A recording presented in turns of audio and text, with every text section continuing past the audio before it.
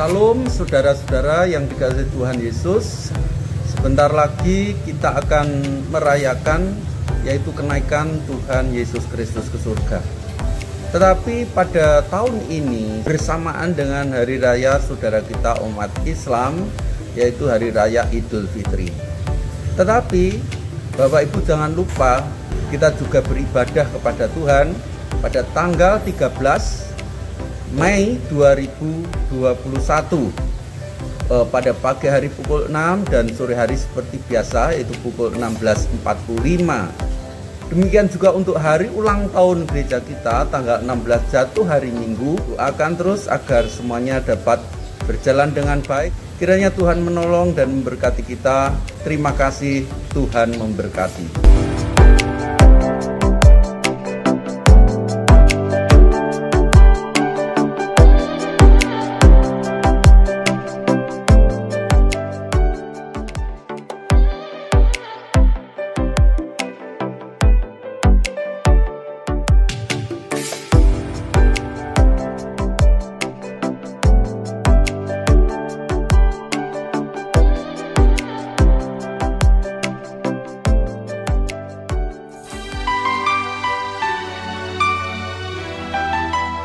Shalom, Bapak Ibu Saudara terkasih dalam Tuhan.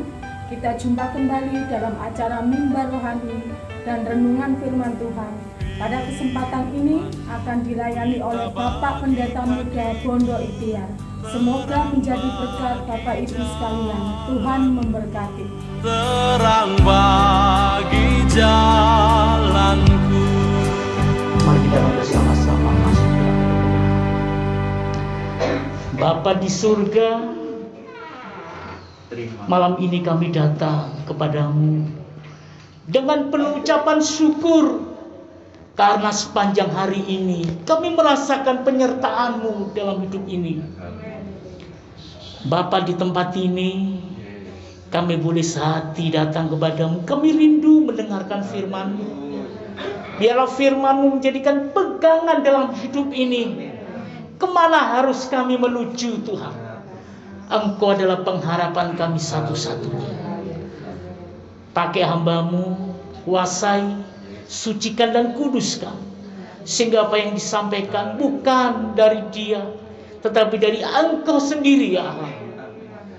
Terima kasih Bapa, kami menyerahkan pemberitaan firman-Mu hanya di dalam nama Tuhan Yesus Kristus. Amin. Silakan Bapak Ibu duduk kembali. Senang rasanya di tempat ini saya bisa bertemu dengan Bapak Ibu. Saya rindu malam hari ini saya dikasih tema. Kalau saya ingat-ingat, saya di TV Tengger itu baru 3 kali. Ya. Ini yang ada temanya. Jadi kalau dikasih tema itu hamba Tuhan sebenarnya apa? Belajarnya lebih gedu. Karena kalau nggak dikasih tema, biasanya hamba Tuhan menyampaikan firman Tuhan itu apa? Kalau nggak ada pun ambil stop. Saya bisa mengutbahkan 2 tahun yang lalu, bahkan seminggu yang lalu di tempat lain saya bisa.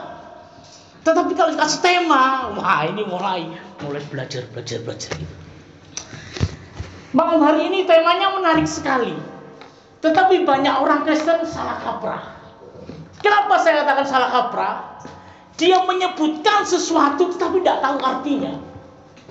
Bahkan di gereja pun kita sering mengatakan kata-kata ini nanti. Tetapi kita nggak tahu maksud apa yang disampaikan. Ingin tahu temanya? Menarik. Temanya adalah jemaat yang diberkati Tuhan. Enak ya. Kemarin kan saya dengar kerangan ya. Sukses ya. Betul Pak Kris ya.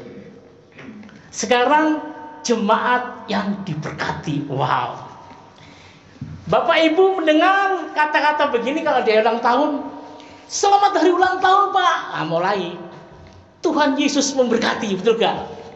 Pasti begitu. Terus telepon. Diakhiri mesti. Gusti Yesus berkahi. Mesti begitu. Malam hari ini kita akan belajar melihat apa yang sering diucapkan kita bersama, tetapi kita harus tahu loh, harus tahu. Kalau nggak tahu, eman. Saya diberikan tema ini lama, saya juga sempat bingung. Waduh, kasih tema ini, gak ada stok ini. Jadi dikeluarkan stoknya nggak ada. Nah, pertanyaannya adalah, jemaat Tuhan yang diberkati itu yang bagaimana? Saya berikan ilustrasi. 3 bulan yang lalu saya ditelepon, ring. Selamat siang Bapak Pendeta Bondo. Saya kaget, lihat namanya belum masuk di HP saya. Berarti ini apa? Nomor baru. Oh ya Bapak, saya katakan, ada yang bisa kami bantu? Dia ngomong, Pak, saya ini pendeta bla bla bla bla. Dari Surabaya Barat ini, Bapak waktu itu nggak hadir. Sehingga saya ditentukan sebagai ketua apa Pak? Para pendeta di Surabaya Barat. Wah, maaf Pak kalau saya waktu itu nggak penting Pak. Ada anak Tuhan yang diberkati. Wih, perhatikan. Saya berikan ada kata berkat Tuhan ada tiga golongan. Golongan yang pertama yang ini saya katakan. Ada anak Tuhan yang diberkati. Dia perjelas lagi. Dia memberikan sembako 6.000 sembako. Wow. Menurut saudara itu banyak enggak, Bu? Banyak, 6.000 itu banyak. Pak, tapi ini bukan untuk Bapak. Wah, bayangan saya itu 6.000 Surabaya Barat, saya ada di situ, saya keberkahan berkat. Itu bayangan saya. Enggak, Pak. Pak Bondo tolong dibagikan bagi orang yang membutuhkan. Oh, begitu. Baik, Pak.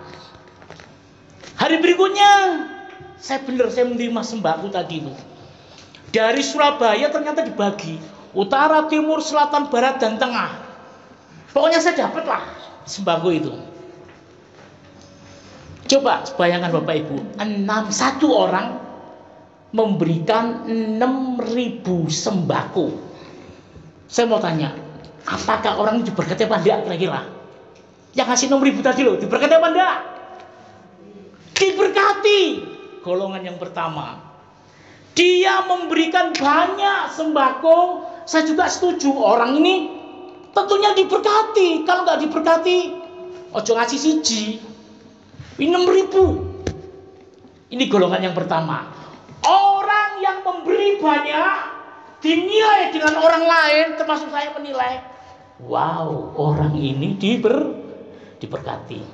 Golongan pertama kita lingkari. Orang yang memberi sesuatu, orang yang diberkati. Gelodak, saya taruh salah. Golongan yang kedua, pada saat sembako itu saya terima, saya bagikan.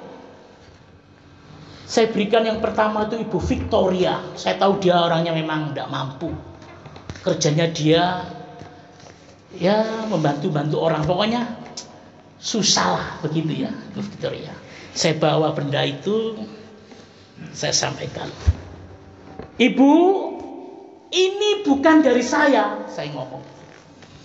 Ini dari seseorang saya juga tidak kenal. Dia diberkati. Dia memberikan berkatnya buat ibu. Ibu Victoria ini membuka. Deng, deng, deng. Dia lo gak bilang saya begini. Terima kasih Pak Bondo. Enggak. Di dalamnya itu ada beras. Juga gak bilang begini. Terima kasih berasnya Pak Bondo. Enggak. Bilang apa kira-kira? Kira-kira orang yang menerima itu loh. Bilang apa kira-kira? Gak bilang terima kasih pada saya, gak bilang berasnya, gak bilang superminya, biarpun di situ ada superminya. Kira-kira dia bilang apa? Terima kasih berkatnya Pak Bondo. Karena saya sudah ngomong, orang yang memberi di kolom tadi saya lihat di bunderi yang pertama, golongan pertama, katanya orang yang diberkati. Bahkan orang yang menerima pun Dia nggak bilang terima kasih berasnya Pak, enggak. Biarpun dalamnya ada berasnya. Terima kasih kopinya Pak, juga enggak. Tapi dia rangkum jadi satu. Terima kasih berkatnya Pak. Saya mau tanya sekarang, kalau saudara pun diberi sesuatu, pasti saudara merasa diberkati, bener enggak? Karena enggak semua orang loh dapat. Kita lingkari. Yang memberi dikatakan orang yang diberkati, yang menerima pun dikatakan orang yang diberkati. Sekarang saudara, tolong dijawab. Apakah saudara yang hadir pada malam hari ini orang yang diberkati? Loh, saudara gak terima, gak memberi, termasuk orang diberkati. Golongan ketiga saya lingkari. Dihafalkan ya. Yang pertama memberi banyak, orang bilang wow diberkati.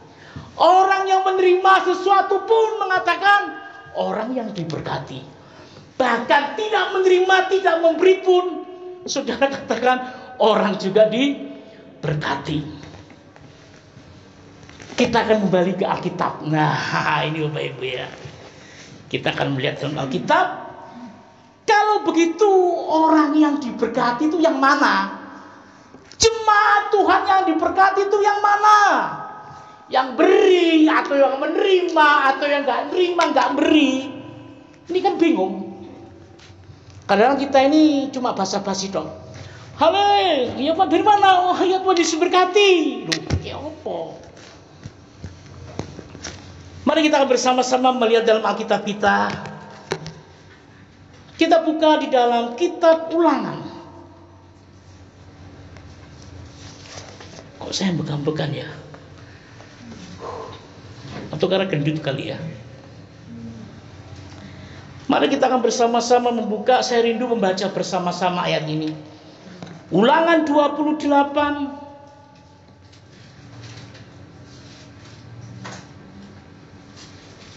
ayat 1 sampai ayat yang ke-6 saja.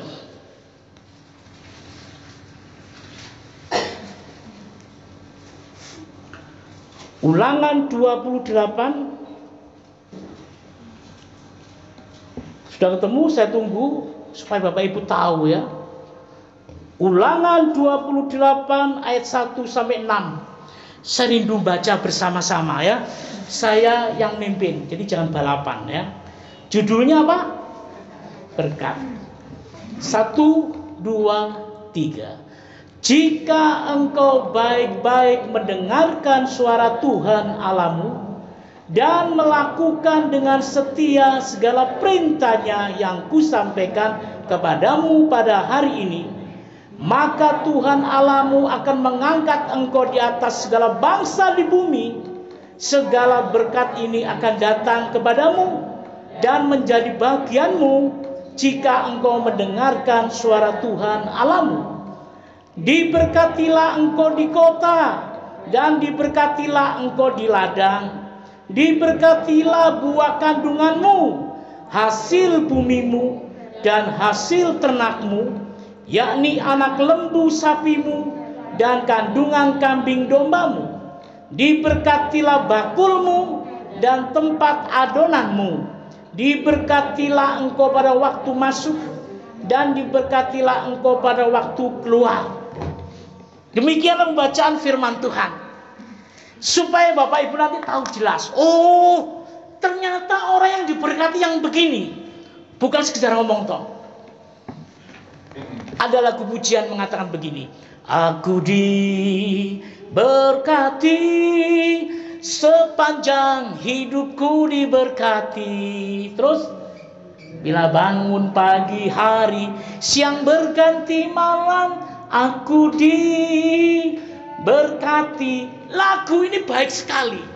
Tidak menerima dan tidak memberi, tetapi sepanjang hari itu diberkati.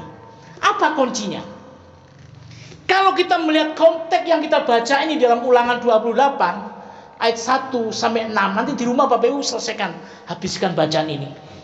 Di sana ada kata menarik. Diberkati bakulmu, adonanmu.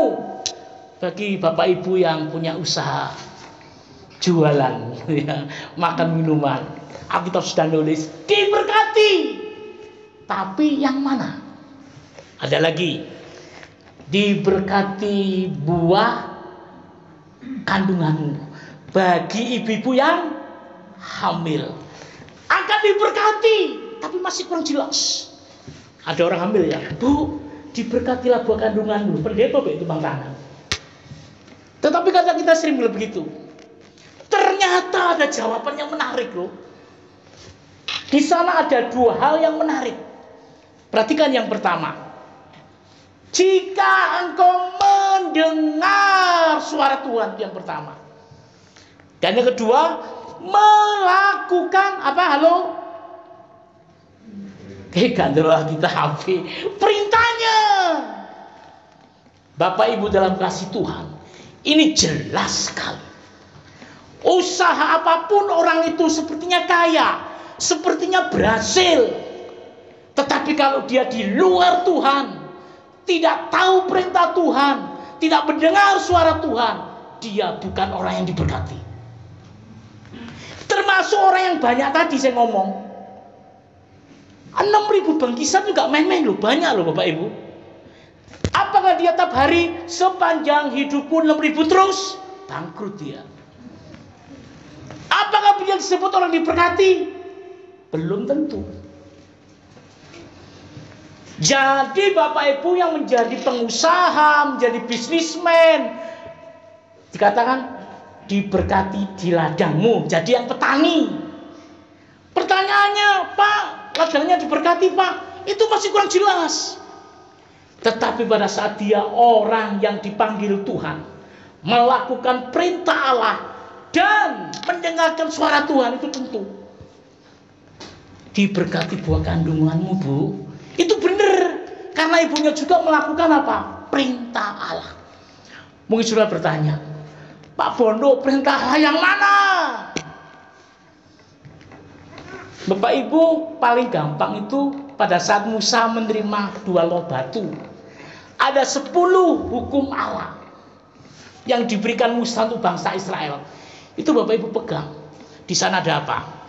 Tidak boleh berdusta, tidak boleh mencuri, membunuh, berzina. Itu contoh yang paling gampang kalau perintah Allah kita dengar.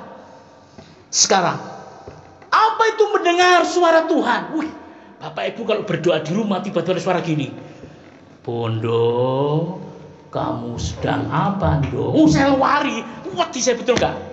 Coba Bapak Ibu kalau saat teduh di rumah lah, atau malam-malam waktu berdoa gitu, ada suara Tuhan begitu, Bu Rudi sedang apa, Bu? Wah, melayu pasti wis, gak mungkin lah.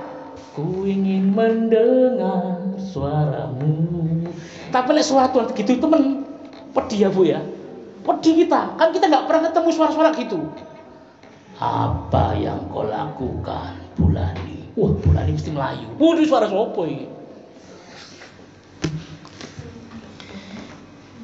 Apa itu yang dimaksud suara Tuhan?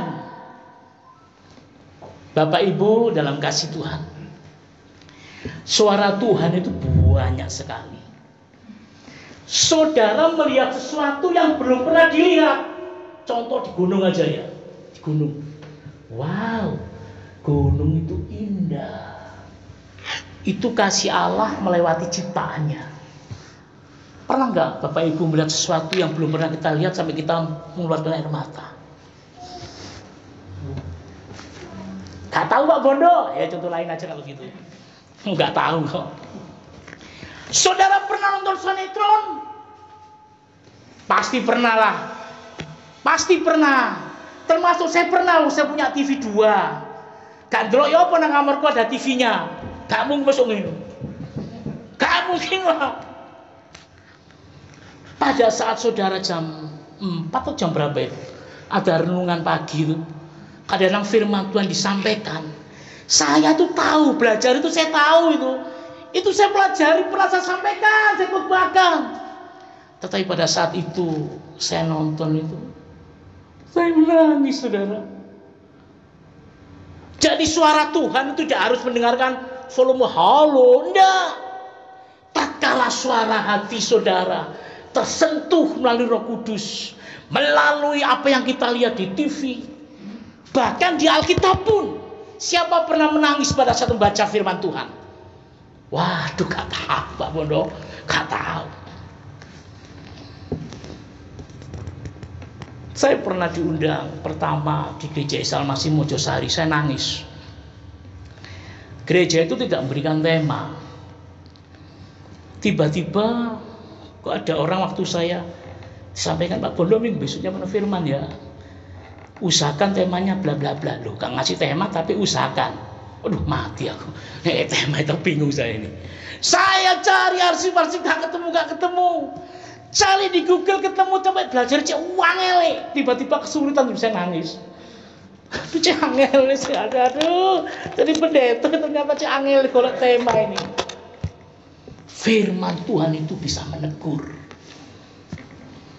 Jadi suara Tuhan tidak harus seperti ada volumenya. Sedang apa engkau di sana?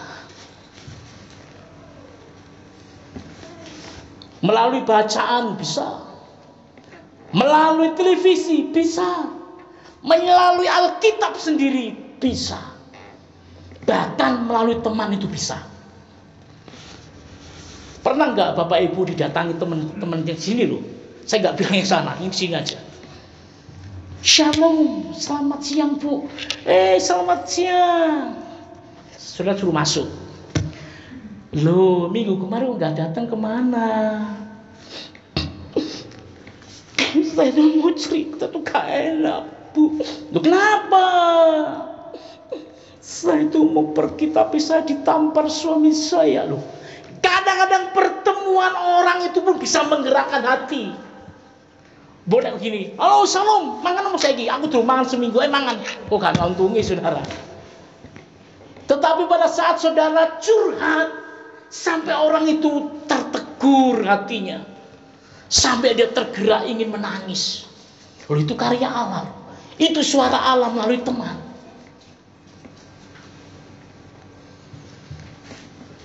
Bapak Ibu yang dikasih Tuhan, pertanyaan saya ulang kembali. Yang dimaksud jemaat Tuhan, jemaat yang diberkati Tuhan itu apa? Saya cari di saudara saya yang Google.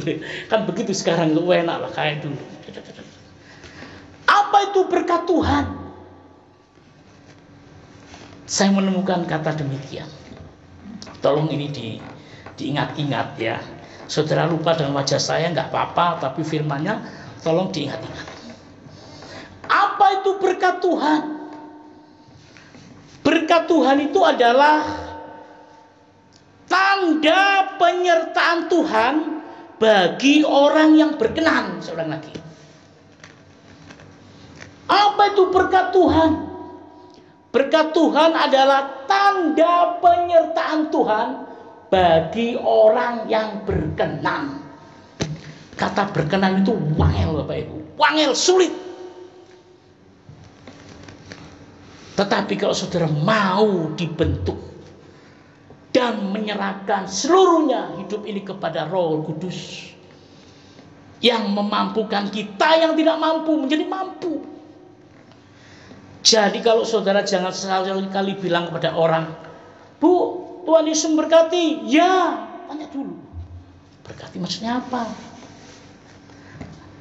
Maksudnya itu ada penyertaan Tuhan. Lo nggak pernah gereja, waktu kejaran terus. Injilono bila perlu. Kita akan buka bersama-sama di dalam Yeremia 17. Yeremia 17 ayat yang ke-7.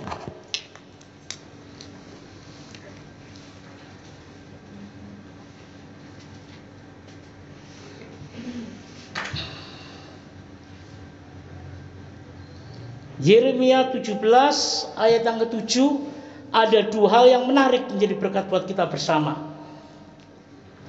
Dikatakan demikian, Yeremia 17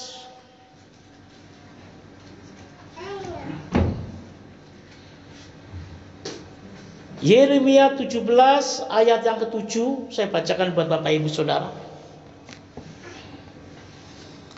Diberkatilah siapa itu? Orang yang mengandalkan Tuhan, yang menaruh harapannya pada Tuhan.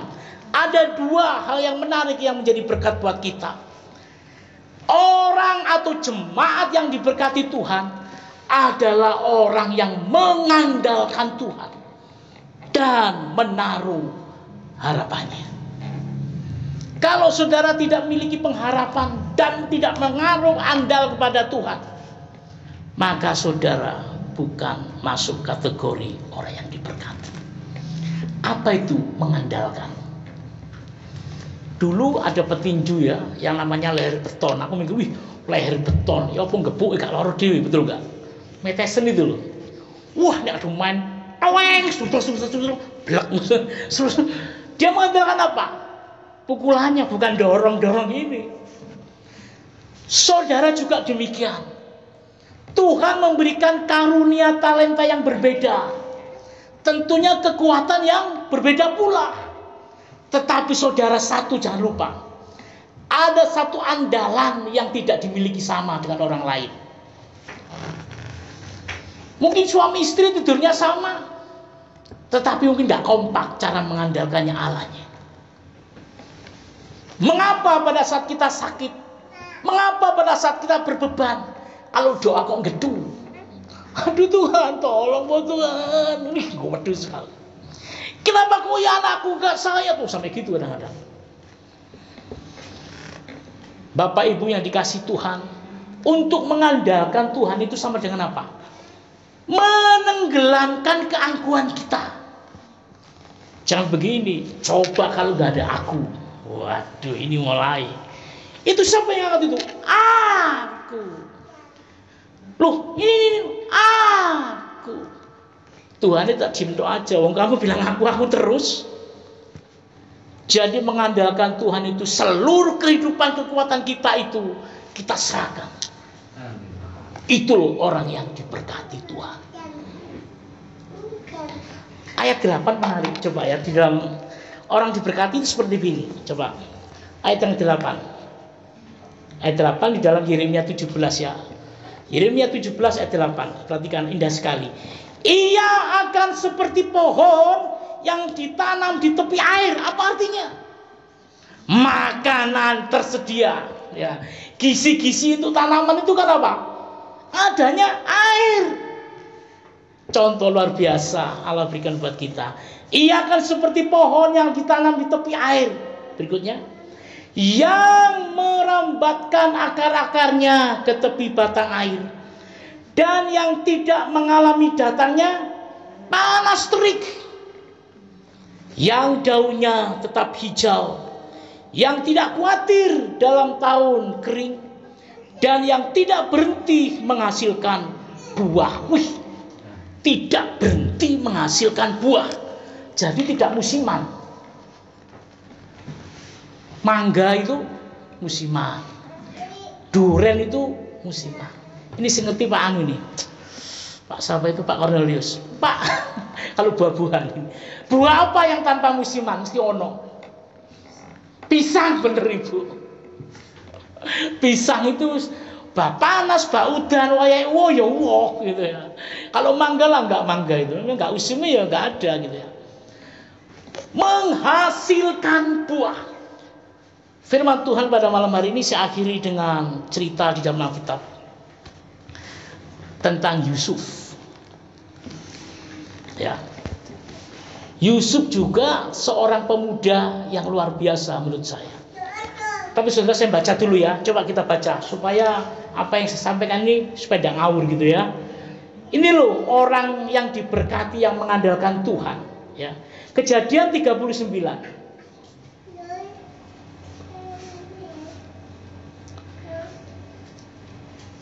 Kejadian 39